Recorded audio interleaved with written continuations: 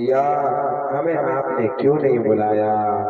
क्या है? तो माता ने बेटी को सही कुछ नहीं बताया। ने कहा बेटी भूल गए होंगे पिता, बोले कोई परेशानी नहीं। माँ ने खूब समझाया। तो आज सती देवी मान तो गई, लेकिन महाराज जैसे ही गई, जैसे महाराज जहाँ यज्ञ मंडप बना था, यज्ञ मंडप में गई तो वहां देखा कि सबका स्थान निर्धारित था, सबका स्थान निश्चित था। लेकिन महाराज वहां पर देवादिदेव महादेव का कोई स्थान कोई भाग नहीं देखा, जिससे उन्हें अभी तक तो सब सहन करती रही, अभी तक तो वह सब कुछ सहन करती रही, मन को धीरज देती रही कि ऐसा नहीं ऐसा होगा, ऐसा नहीं ऐसा होगा। लेकिन महाराज जब यज्ञ मंडप में गई, यज्ञ मंडप में अपने पति का कोई स्थान नहीं देखा, तो आज सती जी को रहा नहीं गया और सती जी अश्रुधारा रोने लगी कि भोले बाबा ने सही कहा था कि नहीं जाना चाहिए, क्योंकि हमने आपसे पहले कहा कि तुलसी दास जी कितनी सुंदर बात कह रहे हैं। तुलसीदास जी महाराज की आवत ही हर से नहीं, नैनन नहीं सने, और तुलसी वहां न जाइए चाहे कंचन वर्षे में।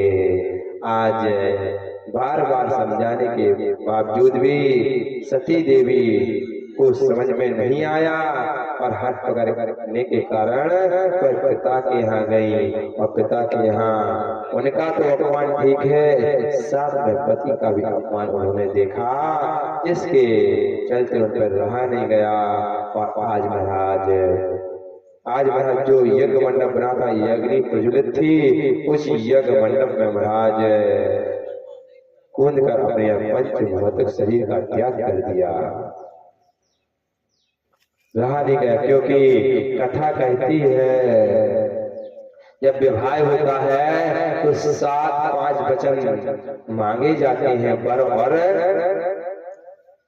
कन्या पक्ष से, कन्या से, कि आप इन 7-5 वचन को मानेंगे तब हम आपके वाम अंग में आने के लिए तैयार हैं। वही 7-5 वचन आज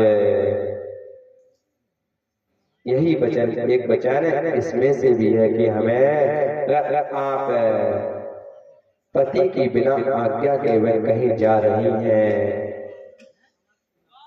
जाएंगे तो वह आपका वचन झूठा माना जाएगा।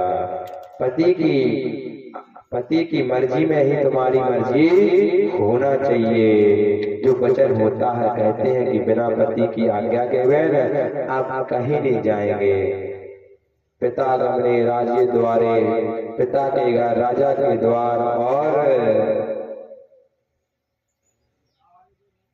अकेले जहाँ बाग है, जंगल है, वहां भी जाना उचित नहीं है। तो कहते हैं जब वर मांगते हैं, आप लोग भूल गए, हम आपको बता दें विवाह के बारे में। जब पति कहता है पत्नी से कि आप हमारे इन वचनों को स्वीकार करें, तब हम अपने वाम अंग में लेने के लिए तैयार हैं। तो देवी कहती है,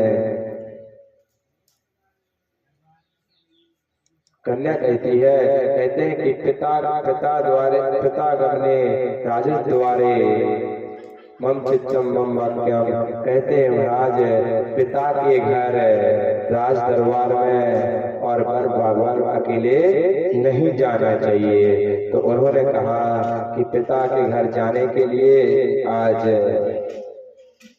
जैसे भाई दूज है, रक्षाबंधन है, तो ऐसे में भी बुलाने के लिए परखा जाए। बोले नहीं भैया, रक्षाबंधन के लिए भाई के घर बहन जा सकती है। राजद्वार में भी जब कोई संकट हो, कोई परेशानी हो, तो राजद्वार में अगर उसके जाने से सत्य देखने को मिला, सत्य सुनने को मिला, तो वह राज दरबार में भी जा सकती है। वन बाग में है तो कहते हैं कि वट वृक्ष की पूजा होती है। तो वट वृक्ष की पूजा करने के लिए 4 सखियों के समूह में जंगल में जा सकते हैं। तो महाराज ये वचन तभी से चले जब सती माता बिना भोलेनाथ की मर्जी से पिता के घर गई थी और वहां पर पति का अपमान हो गया था। तो जैसे ही सती ने अपना देह त्यागा और देह त्यागते ही महाराज जैसे भोले बाबा को पता चला, भोले बाबा को क्रोध आया और उसी क्रोध से महाराज क्रोध आया और उन्होंने अपने एक जटा को उखाड़ते हुए नीचे फटका तो वीरभद्र नामक राक्षस उत्पन्न हो गया। और आज कहते कि जाओ तुम राजा दक्ष का यज्ञ को ध्वंस कर डालो। और उसी क्रोध से आज महाराज वीरभद्र जाता है और यज्ञ में महाराज यज्ञ को विध्वंस कर डालता है। जो वहां पर राजा बैठे हैं और भी बैठे हैं सबके महाराज किसी की आंख फोड़ देता है, किसी के हाथों को काट देता है और उसी यज्ञ को पूरा विध्वंस कर डाला। और राजा दक्ष का सिर धड़ से अलग कर दिया वीरभद्र ने। अब महाराज जब यह हुआ आज देखा तो महाराज सभी लोग अचंभित पड़ गए। और आज जो सती जी की माता है सभी लोग हैं, देवता लोग हैं, सभी लोगों ने कहा कि यज्ञ पूरा नहीं होगा तो अनर्थ हो जाएगा, यज्ञ को पूर्ण करना चाहिए। तो यज्ञ कैसे पूर्ण होगा? तो कहते हैं तब भोले बाबा आए, उनकी गुस्सा को शांत करवाया। और तब से महाराज कहते हैं कि जो यज्ञ के नीचे का जो भाग गिरता है, नीचे हवन करने में नीचे जो गिर जाता है भगवान भोलेनाथ का भाग होता है, अगल बगल जो गिरता है। और आज महाराज दक्ष को बकरी का सिर लगा के और बकरी का सिर लगा के आज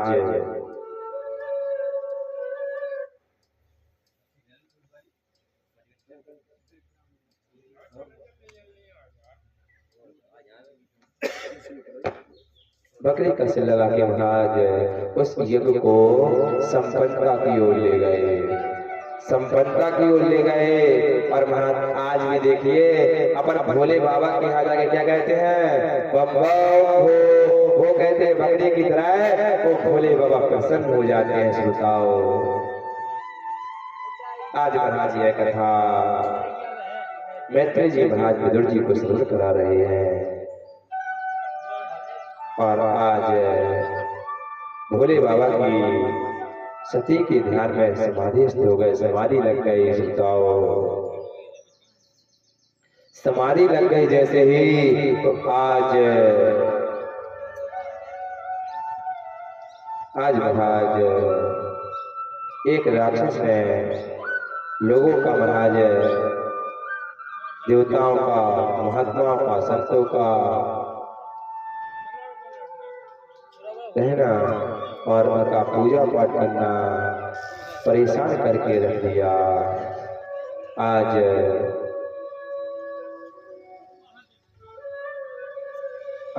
उस राक्षस को वरदान है और वरदान किसी ने नहीं, वरदान क्या मांगा? सब भोले बाबा की समाधि लग गई तो उस राक्षस ने वरदान मांगा कि हमारी अगर मृत्यु हो तो भगवान शंकर के पुत्र से हो। अब शंकर जी की समाधि लगी, पता था कि उन्हें समाधि उनकी टूटने वाली नहीं है, उनकी समाधि टूटने वाली नहीं है। और आज वरदान मांगा ब्रह्मा जी से उस दैत्य ने और ब्रह्मा जी तथास्तु कह दिया। अब वह तो सब लोगों में जाके, सब देवताओं को जाके, साधु संतों को जाके परेशान करता। सब लोग परेशान है, सभी लोग भगवान विष्णु के पास गए, नारायण के पास गए और कहने लगे कि प्रभु कोई उपाय बताइए, और यह दैत्य हमको रहने नहीं देगा, इसके बाद ना तो कोई पुण्य काम कर पा रहे हैं, न कुछ कर पा रहे हैं। तो आज श्रोताओं, आज भगवान विष्णु कहते हैं कि भगवान शंकर के पुत्र तभी होगा जब वह समाधि से उठेंगे। समाधि से उठेंगे तब उनका विवाह होगा, और विवाह के लिए आज महाराज राजा शैल के यहाँ शैल पुत्री भगवान माता पार्वती के रूप में जन्म ले चुकी है। लेकिन वह तो सती के विरह में इतने महाराज ध्यान मग्न हो गए कि सब उन्हें कुछ नहीं सुहा, ध्यान में भगवान के ध्यान में मग्न हो गए। अब ध्यान टूटने वाला नहीं है। अब ध्यान कब टूटेगा? जब ध्यान टूटेगा जब तो विवाह होगा। और वहां पर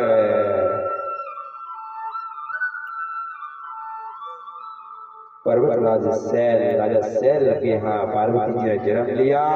और वही आज नारद जी पहुंचे। नारद जी ने देखा तो पूछा कि जो आपकी पुत्री हुई है वह सुंदर है, सुशील है, गुणवान है, ऐसे संसार का अटपटा वर प्राप्त होगा। आज महाराज कोई अटपटा वर और कोई नहीं, भूत ब्राह्मण भगवान भोलेनाथ भगवान शंकर है। तो आज श्री नारायण जी कहते हैं, विष्णु भगवान कहते हैं कि विवाह तो के लिए तो कन्या तो मिल गई, लेकिन अब भोले बाबा की समाधि कौन तोड़ेगा? तो कहते हैं कि समाधि तोड़ने के लिए एक ही उपाय है कि इनके अंदर काम को उत्पन्न करना पड़ेगा। काम को उत्पन्न करना पड़ेगा। बिना काम के यह समाधि नहीं टूटेगी। तो कामदेव को बुला गया, कामदेव को बुलाया गया और कामदेव से कहा कि देवताओं की रक्षा के लिए, देवताओं के हित के लिए यह काम तुम्हें करना पड़ेगा। भगवान शंकर के अंदर तुम्हें उनकी समाधि को तोड़ना होगा। भगवान शंकर की समाधि को समाधि से तुम्हें उन्हें निकालना पड़ेगा। तुम्हें सृष्टि में काम उत्पन्न करना पड़ेगा। और आज महाराज साधु संतों की रक्षा के लिए, देवताओं की रक्षा के लिए आज कामदेव ने कहा कि अगर हमारे उससे अगर सबकी रक्षा हो रही हमारी, तो कामदेव ने कहा कि ये तो निश्चय है कि अगर हम भगवान शंकर की समाधि से उन्हें अलग करेंगे तो हमारा मरना भी निश्चित है, हम बचने वाले नहीं हैं। लेकिन हमारे अगर जाने से, हमारे मरने से अगर सब लोगों की रक्षा हो सकती है तो हमें यह काम करने में कोई परेशानी नहीं है। और आज कामदेव ने नृत्य करते हुए महाराज भगवान भोलेनाथ को समाधि से जगाने किया। तो आज महाराज काम जो अपन को है ना, भगवान शंकर को काम भी परेशान नहीं कर सकता, लेकिन काम देखिए आज भगवान शंकर को भी परेशान करने के लिए तैयार हो गया। काम और काम ही नरक की और जाने का रास्ता है। काम क्रोध मद लोभ सबे नाथ नरक के पंथ है। और काम है, क्रोध है, मद है, लोभ है, मत्सर है, ईर्षा है, यह नरक की ओर जाने वाले, आपको ले जाने वाले रास्ते हैं। श्रोताओं, आज जैसे ही काम ने अपना प्रभाव दिखाया तो सारा जगत काममय हो गया। श्रोताओं, और पेड़ लताओं से मिलने लगे, नदियां और उनकी लहरें एक दूसरे से मिलने लगे, पशु पक्षी है सब काम के बस में हो गए और सब काम में मलिन हो गए। कुछ समय के लिए ऐसा हो गया कि पूरा जगत का काममय हो गया, पूरा जगत काममय हो गया सोचाओ। और काममय जगत को देख किया शंकर जी की जैसी समाधि टूटी, जैसे ही ध्यान टूटा और तीसरा नेत्र खुला और क्रोध के वश काम जल के भस्म हो गया। क्योंकि भगवान शंकर के यहाँ काम नहीं, क्योंकि वो क्या है, काम से रहित है। उनके अंदर काम होता, उनके अंदर लोभ होता तो भैया सब तो देव होते हैं, वो महादेव हैं। सब तो देव है, भोले बाबा कौन है, महादेव है। उन्हें काम भी परेशान नहीं कर सकता। आज महाराज काम को भस्म कर दिया किसने, महादेव ने। जैसे ही काम भस्म हो गया तो काम की पत्नी है रति देवी, रति देवी आई और प्रार्थना करने, प्रभु आपने हमारे स्वामी पति की कोई गलती नहीं है, उन्होंने तो देवताओं के हित के लिए ऐसा कार्य किया। आज महाराज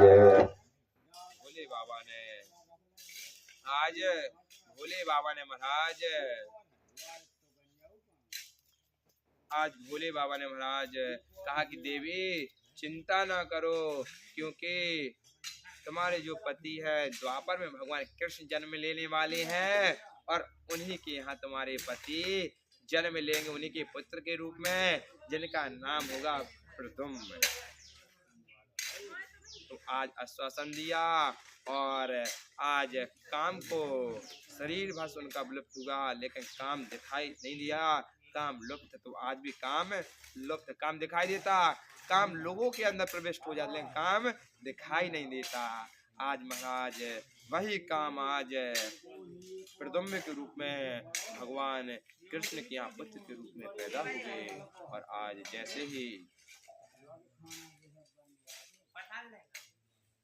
जैसे ही महाराज क्या हुआ कि अब हमने कहा कि समाधि तो टूट गई, अब विवाह सुनाई दे रहा नहीं दे, यहाँ आ जाओ, सुनाई नहीं दे रहा हो, आवाज भी कम निकल रही है।